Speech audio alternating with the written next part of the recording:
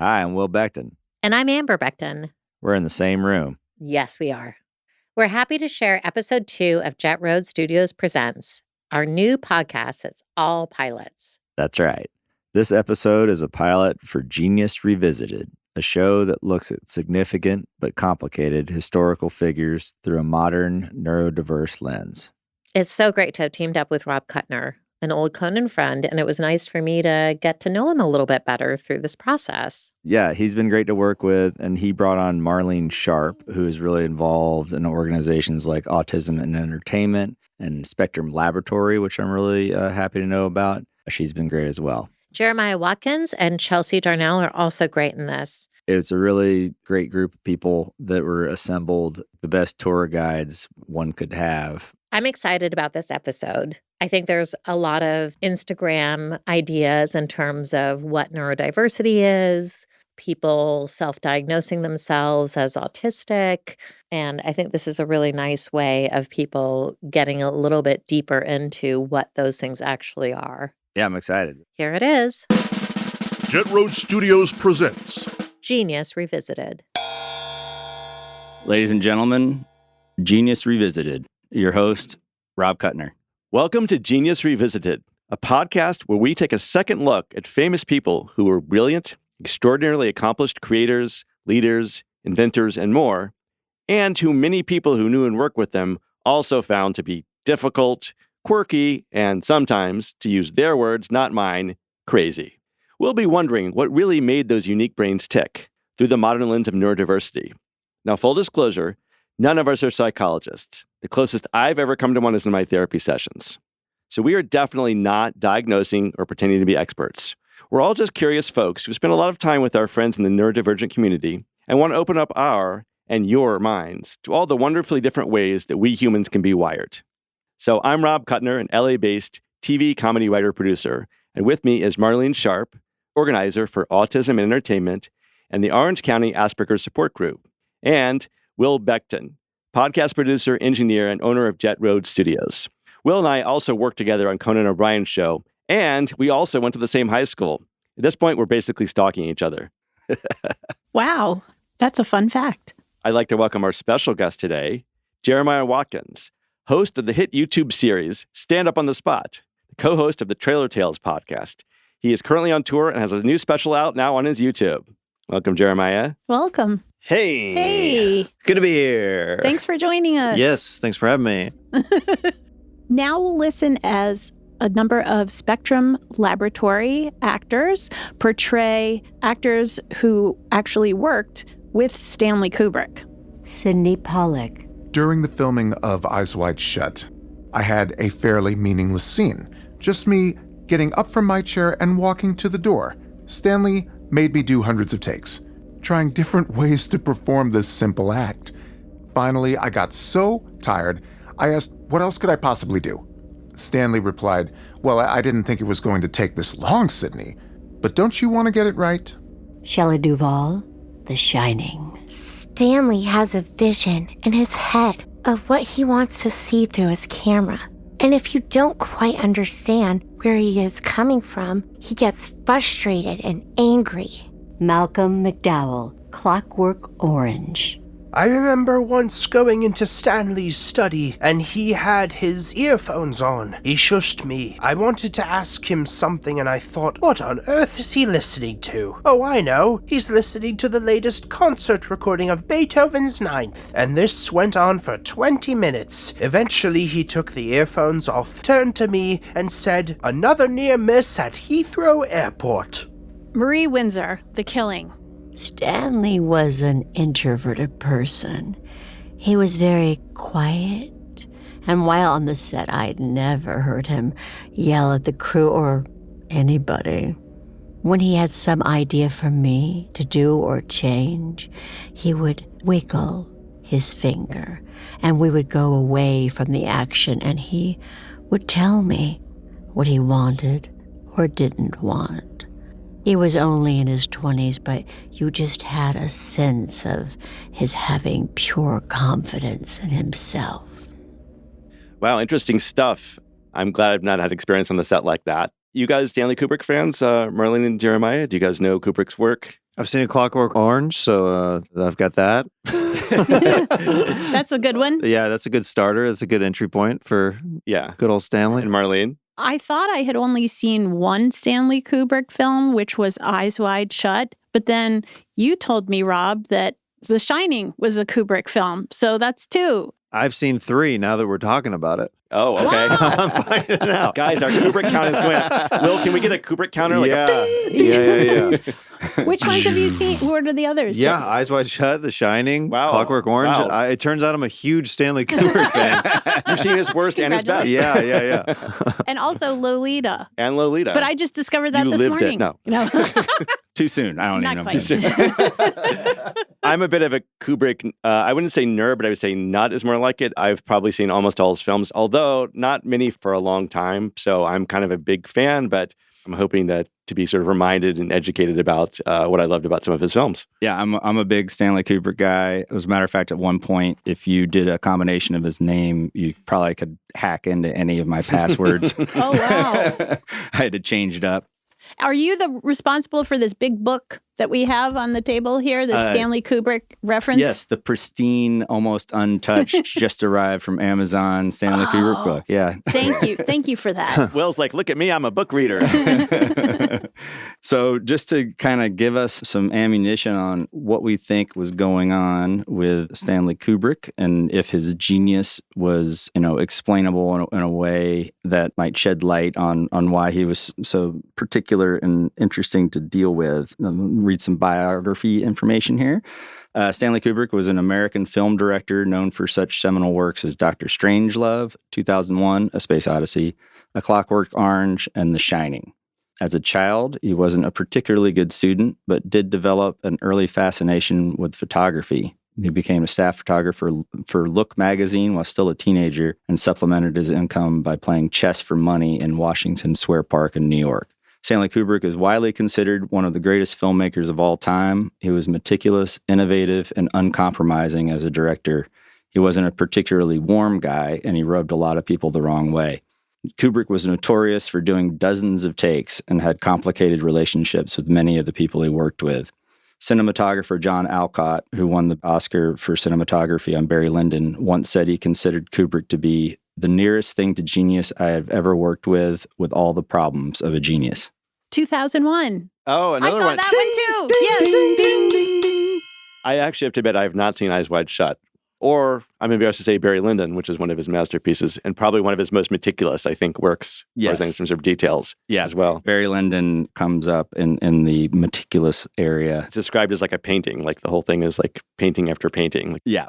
I've never heard of it until today. Actually, I'm not familiar with Barry Lyndon either. Yeah. Ryan O'Neal, Tatum O'Neal's father, plays a reprobate who sort of ingratiates himself to, high society. Well, we do have a bit of a film expert here who I'd like to introduce as our next guest. Chelsea Darnell is a casting associate producer for Love on the Spectrum on Netflix, an autistic self-advocate, and has a master's in film and media studies. Please welcome Chelsea Darnell. Yay. Welcome, Chelsea. Chelsea, welcome to Genius Revisited. Thank you for having me. So you get some interesting factoids from his biography. Those stories from the set, super interesting. Some of us are all work in entertainment and have been on sets with a variety of different people. Creative, artistic, easy, and difficult. What are we thinking about? What are you sort of hearing from those stories and also maybe like looking at through our neurodivergent lens? I'm going to explain a couple of things before I get into my opinions and stuff like that. Please. For those who don't know what neurodivergent means, neurodivergent is actually an umbrella term that covers a variety of conditions. So that could be autism, ADHD, etc. But if we're talking about autism specifically, which is what I have, Stanley Kubrick is not that. If you look at footage of Kubrick, there's really rare footage of Kubrick on the set of The Shining. And if you notice, he makes really good eye contact with people. And that will tell you right away that he's not on the spectrum, because the majority of people on the spectrum have trouble with eye contact unless they're trained to do so. Wow. Very interesting. Yes. I think a lot of people sort of do kind of make assumptions about him that's, that was going on. Yeah. And I think the other thing too is that There was an anecdote from Malcolm McDowell basically saying that after he shot A Clockwork Orange, he was expecting to have the same kind of relationship with Kubrick offset as he did on set, but then they never sort of really talked again. And I think people assume that he was like on the spectrum just because it's not that he was introverted. It's just that he kept his personal life and his work life very separate. Man, he was smart.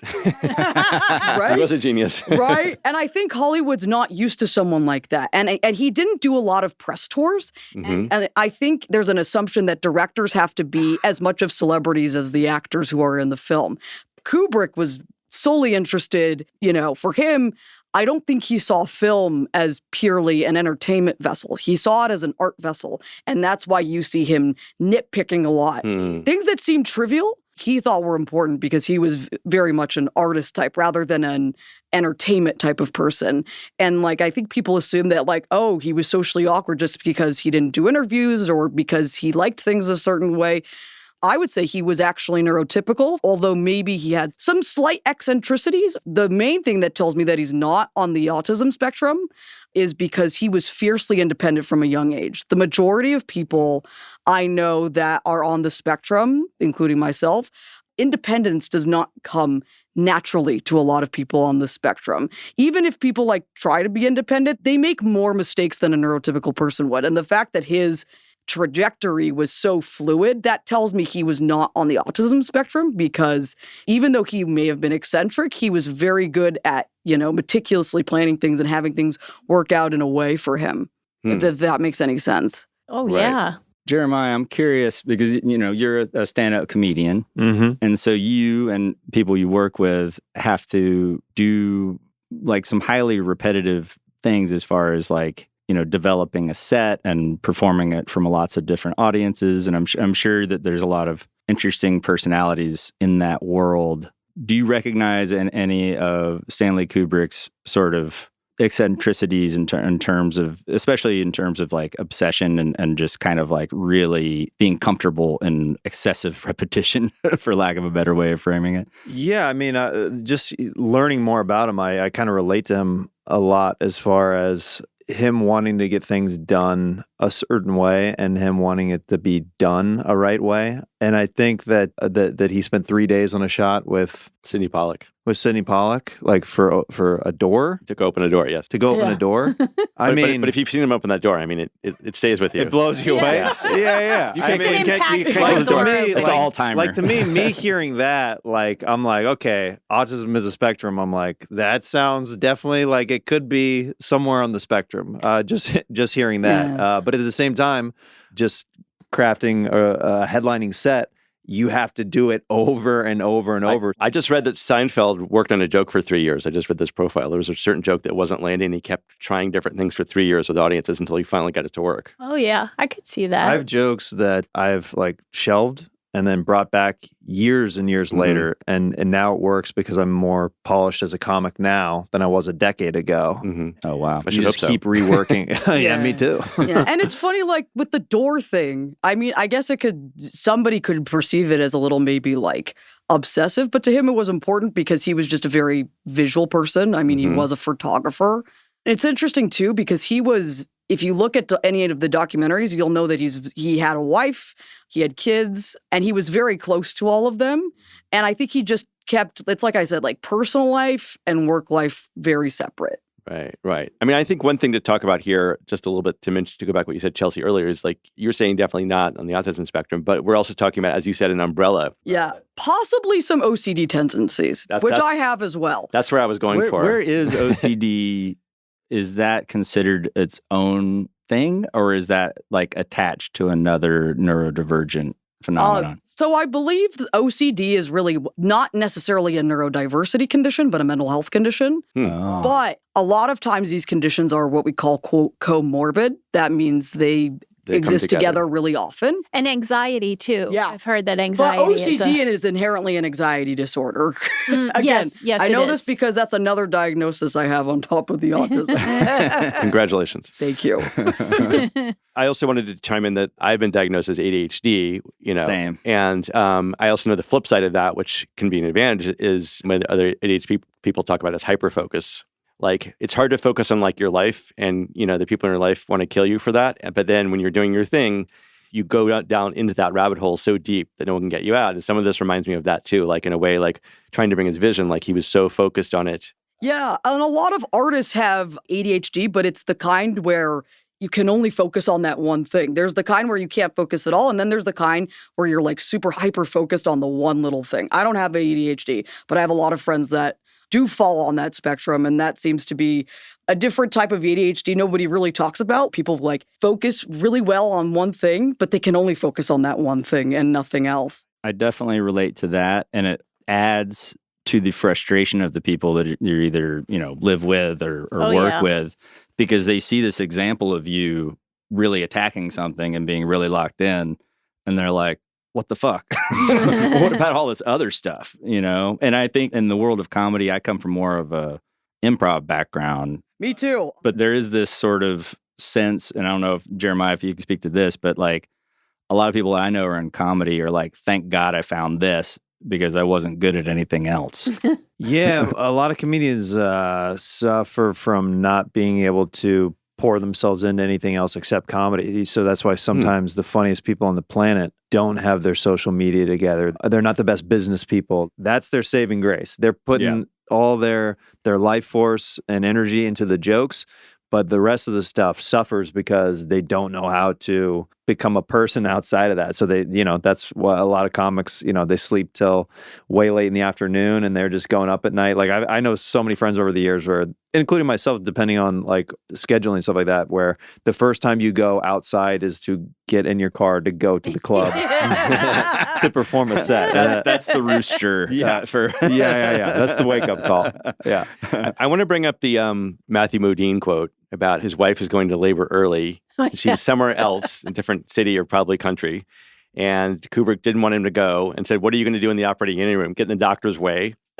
Which is like, if we're diagnosing here, which we're not, to me, there's a little bit of a maybe narcissistic personality a little bit to some extent, where he only sees his world and literally like it doesn't come across as an ironic or self-aware. I wouldn't call it narcissism per se. I would just consider it blunt. He was a New Yorker. Yeah. Well, as we know, narcissism is a spectrum. So. Yeah, that's true. Yes, but I picture narcissism as someone who's like completely heartless. You know what I mean? Sure, like right. It's pretty close. But It's pretty close. To not be there for the birth of your child. Be like, listen, you don't have kids. It's monster adjacent. Monster adjacent. That's the diagnosis. I'm the wrong person for this because I don't ever want kids. So yeah, right. This is now officially documented. So I have a new segment we're calling "What's Up with This Guy." Or what's up with this guy, whichever you prefer. Very comedy friendly. What's the deal with this guy? Yeah, what's going on with this guy over here? What's up with this guy? He's got a head, eyebrows. What's up? Okay. For Barry Lyndon, which is set in the 18th century, Kubrick studied the great painters of that era, like Vermeer. To achieve this look in the film, he wanted the ability to light scenes by candlelight. Typically in movies, candles are just a prop, and an orange gelled light actually provides the light. Not good enough for Stanley. He and his cinematographer, John Alcott, obsessively worked on the ability to achieve this effect and were eventually able to do it by acquiring a Zeiss lens that was originally commissioned by NASA. Wow. That's so cool. It's pretty cool. So cool. And the funny footnote of this is foot candle is actually a light measurement term. Right. Oh. So there's literally a term that showed how impossible what he was trying to do, but they figured it out. I read another one too. I think it was Passive Glory, one of his movies in black and white, where he wanted something to be the right color for something, even though the movie's in black and white, and he insisted it be the exact right color for what the thing had to be. It's green, I believe. Yeah, and they said, "Why do you care? The audience is never going to see." He says, "Yes, but the actors are going to know." How sensitive of him to think of the actors. No, but not narcissistic at all. No, but you're joking though. But like he's like operating on some level of deeper artistic sensitivity for the actors. Like if they feel immersed in the moment, or if it feels real to them, even though they don't know. Like there is that's what we're talking about, an extra level of mental acuity or whatever you want to call it, I think. Well, William Friedkin was like that, like with period underwear and stuff like that. Like stuff that literally... We talk about it on film, Will? Or literally the actors, the only people that are even aware of the thing that they're like, a whole department is spending a year on. But it does make you move in a different way. As someone who took a costume movement and manners class, I really appreciated all the undergarments, although it took like hours to put them on, lace them up and whatever. But it does make you move a different way. And how you hold your body, your posture, all that. Yeah. I mean, I'm going to be walking different if I'm wearing a corset. Yes, exactly. Yeah. Okay, so the next tidbit, The Shining was originally supposed to take 17 weeks, but ended up taking a year. In order to get the paranoia and fear that Kubrick wanted out of actress Shelley Duvall, he would constantly scream at her. She became so overcome with stress, her hair began to fall out. The scene in which Duvall is walking backwards up the hotel stairs, weakly swinging a baseball bat at Jack Nicholson, took 127 takes, which broke the record for, quote, most takes of a single movie scene with spoken dialogue. I've heard that's not actually accurate. It wasn't actually 127. I don't want to debunk the fun, but... What's your number? I don't put a number on art, Will. You don't put a number on factual retractions. I gotta say, whatever he did, it was worth it. Yeah. I mean, that movie... It's a hell of a scene. I don't know about that. Well, yes. She is an actress, after all. Yes. I think she could have acted and not been abused. That sounds abusive. Definitely feels unethical. I feel like it's very weird. I think the more stories I hear now, like he's not on the spectrum, but he definitely has some other issues that are concerning. But I would say that, like when there's method actors, I think there are also method directors. And Stanley Kubrick is a very good example of a method director. An auteur. Oliver Stone is in that camp, like Wall Street, he's wearing suspenders while he's directing it. The Doors, he's like doing mushrooms and wearing tie-dyes. That explains JFK, actually, I think. Yeah. Okay. And the last one of the tidbits, Kubrick was a skilled chess player, and references to chess abound in his films. In 2001, A Space Odyssey, he even included a scene where Dr. Frank Poole and a computer, HAL 9000, play a game of chess. The computer won, foreshadowing the real-life event of Deep Blue defeating Garry Kasparov in 1997.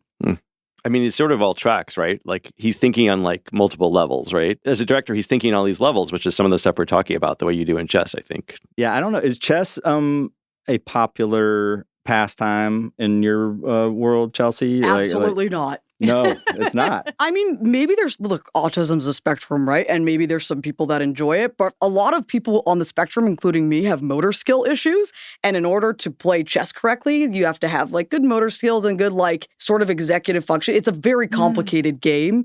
And most people I know, including myself that are on the spectrum, like, a slightly simpler game. You know what I mean? I don't understand it at all. Would it be sort of I'm with you. Stressful and uncomfortable? Yeah, like lots of people on the spectrum love games and they have things that they're really brilliant at and they're really good at, but certain things just in general. And I just want to be clear, like there's a big difference between what used to be known as Asperger's and autism because they dropped the Asperger's diagnosis in 2013, and that's why the autism diagnostic rates have gone up. And Asperger's falls under the autism spectrum? Yeah. So now it does. And they actually dropped it. They actually dropped Asperger's in 2013 from the DSM-5, I think it is, for a couple of reasons. One, they wanted to acknowledge that it was all one spectrum. But the other reason is that Hans Asperger had some shady ties. Yeah, some skeletons in his closet. To some very shady German people. Yes. That's unfortunate. Is Asperger, was it renamed? Was it rebranded? Now it's just all autism. So Kubrick has throwback autism. That's basically what we're retro, saying here. Yeah. He has Throwback Thursday autism. May not be considered now, but maybe back in the day. But it does raise the question of like, if we separate the two, are there Asperger's-y things that, Marlene, you think, I mean, in your work with the Asperger's community? Yeah. If we're not saying autism, we're saying like a slightly sort of an outlying district of it. I don't know if I would say neurodivergent or autism or anything like that. I'm with Chelsea, and it's more like sociopath. That's a mental condition. Like the way a cat plays with a little mouse before squashing it. Yeah, and by the way, like a person, like a lot of people like me, most of us would never want to work for someone like Kubrick. Exactly. We don't like being yelled at. We really don't. When people on the spectrum have a meltdown or they yell, it's because they feel like the sensory things are yelling at them. We only yell when we feel like we're being yelled at. Yes, it's not to abuse somebody else or belittle someone else. Right. It's more just like when we're overwhelmed and we don't know what to do. You know what I mean? Punching back, right? For me, when I hear like the screaming thing, like with Shelley Duvall, I kind of feel, and maybe unpopular, like if you're the actor who's signing up to work with Kubrick, he has a bit of a reputation, right? I think that he's the kind of guy who, like, you're kind of like entering this agreement, like, where, okay, I'm going to trust you to get the best out of me. I might not appreciate your tactics, but like, I also want for me as the actor to be represented the best on screen. So kind of do what you got to do. It would have been probably insanely stressful, but man, would have loved to work with Kubrick at some point. It's like a tough football coach, for lack of a better way of framing it. I don't know. That's why I said unpopular opinion. I'm not condoning what he did maybe or anything like that, but it'd be interesting to talk to the actors to hear like what their opinion would be of like, are they happy with how the finished product came out? I don't know. Yeah. Was it worth it? Was it worth that kind of thing? There's a fine line between a toxic workplace and getting a result by any means necessary. Yeah, there's also a difference too between being like, because I've had like teachers that were like, strict, but they were fair. They were always fair. When I first looked at the footage of Kubrick, I thought he was one of those people. I thought, oh, maybe he's a little tough, but he's fair. But then the stories I'm hearing today, it makes me feel like now he might not have been as fair of a director as I had perceived him initially. Yeah, and it's interesting, Chelsea and I were talking before the podcast. This is on our separate bonus section, right? Well, for premium listeners. Yeah, sounds good. We were talking about how Shelley Duvall kind of has actually embraced sort of both points in a way, because when The Shining had been filmed, and for years after that, she went on Dr. Phil. He kind of like sensationalized and tried to like draw. Oh, they exploited her big time. Yeah, they tried to. And I believe Stanley Kubrick's daughter said something. She was like really upset about it. Yeah, they made it seem like he drove her into a mental breakdown and stuff like that.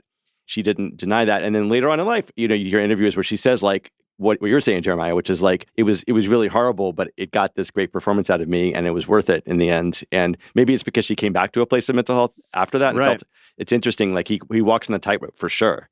It's like, are you okay with collateral damage being part of your bleeding process? Into your personal life, like outside of the art? Yeah, it's a hard one. It's a tough one. I mean, Chelsea, I think you've given us an amazing framework in which to form an opinion. Thank you.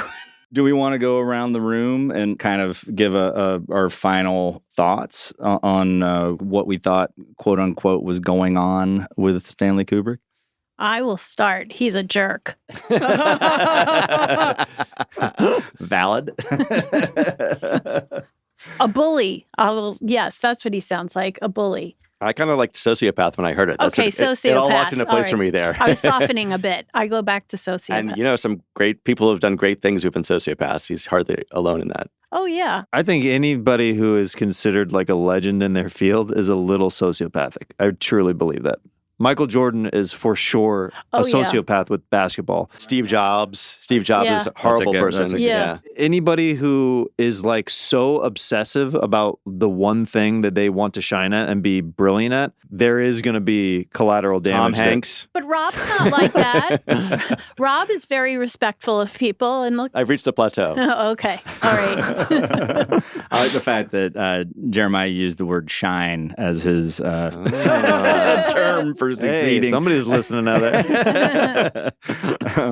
I think it kind of goes back to him having the ability to kind of be one person when it suited him and be another person when it suited him. And to me, that seems, I just don't think anybody that was autistic would have the ability or will to do that, right? I mean, most people on the spectrum will tell you exactly what they're thinking, for better or for worse.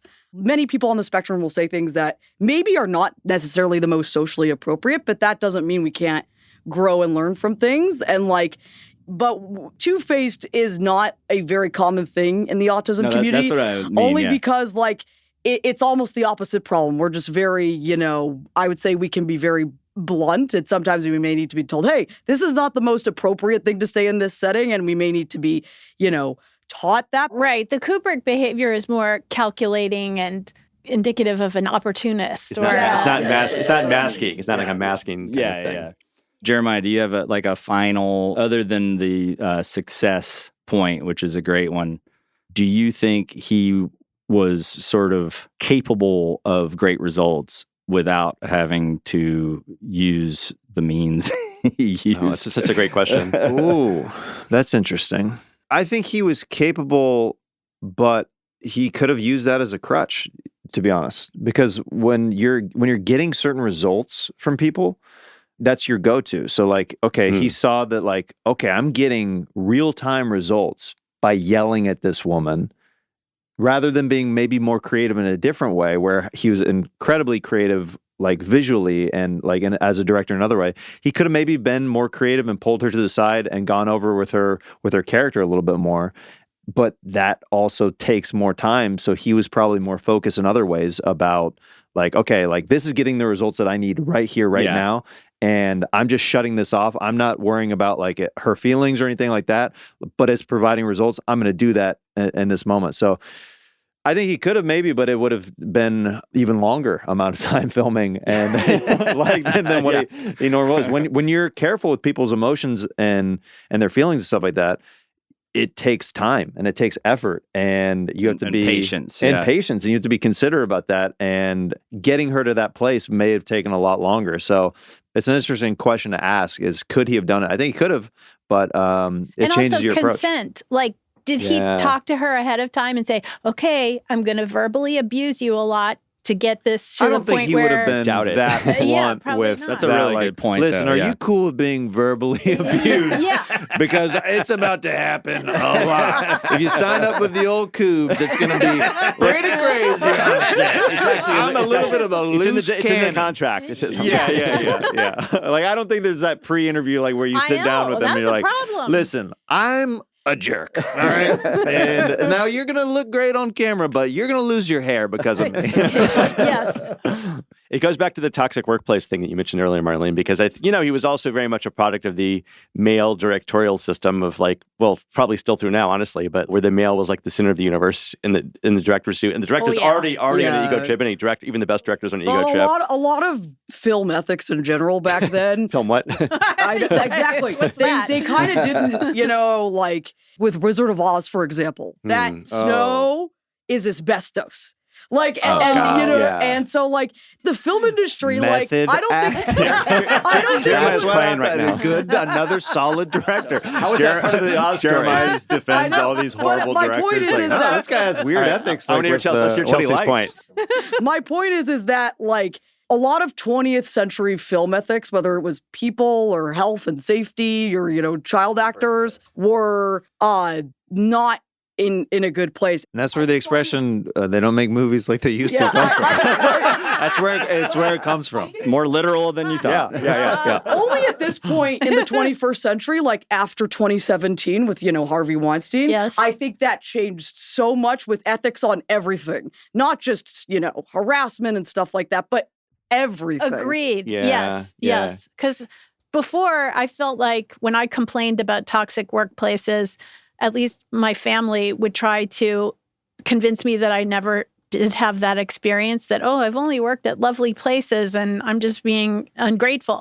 But gaslighting. Yes, gaslighting. Right. But then after 2017, it's like, yes, I did have things to complain about. I am validated in all kinds of ways. So for Kubrick, it was candlelighting. So Candlelighting. That's a good one. I'm not going to drop your mics, but that was an actual mic drop. Yeah, it was. Thank God. Well, I have an interest. This brings up an interesting way to frame this, maybe as a sort of like half-assed thesis. You guys can shoot me down, but I'm thinking about what you said, Chelsea. Like in the sort of free-for-all, the Wild West of a film shoot, someone who has kind of various mental quirks or extremities, like Kubrick did, like his OCD, his sort of sociopathy, his power trip stuff, kind of like free to just do whatever he wanted, and it just came out, like in a workplace, rewarded in a traditional workplace. So this raises the question of like people sort of are jumping on these behaviors of Kubrick's, whereas a lot of people might have had them in other scenarios and just like learned to socialize and not use them because it wasn't appropriate in their business or their field.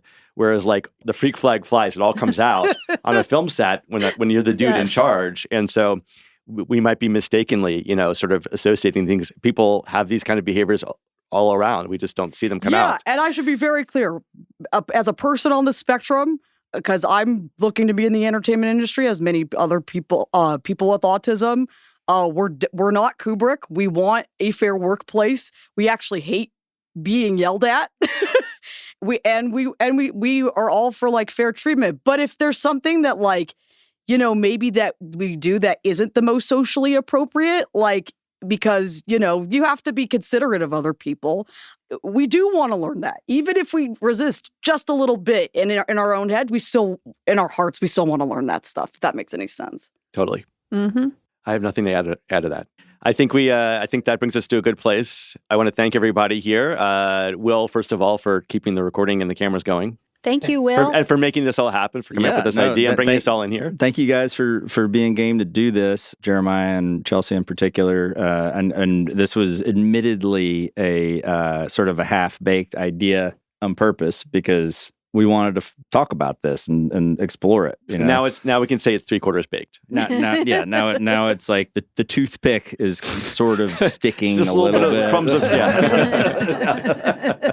and thanks to Marlene. Oh, thank you. Yes. Thank you for letting me insert myself into yet another of your projects. And if you want to mention about Autism Entertainment or the stuff you're doing, just very briefly. Keep an eye out for activities by Autism and Entertainment, which is an offshoot of Orange County Asperger's Support Group. Both organizations promote employment for folks on the spectrum, particularly in the entertainment industry, because we believe there already are a lot of people on the spectrum in the entertainment industry. So there is no reason for any stigma. There are so many wonderfully talented folks who have amazing work ethics. And so we have a number of initiatives from webinars to live events, and we're online. So you can check out Autism and Entertainment and Orange County Asperger's Support Group. Great. And Jeremiah, thanks for coming on and doing your funny voices and keeping it real. Keeping it hilarious. That's what people call me in for, is the funny voices and keeping it real, baby. That's what I get hired for. That's what your special. That's what your special is called, right? Time to call 818. No. Funny voices.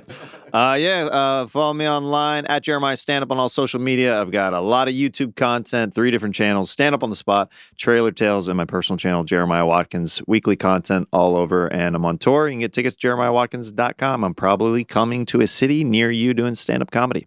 Thanks for having me. Yeah. And Chelsea, who kept it the real of all of us, kept us all real. Where can we see you or follow you? Oh, thank you so much. So I deleted the majority of my social media, but you can find me on LinkedIn. It's Chelsea Darnell.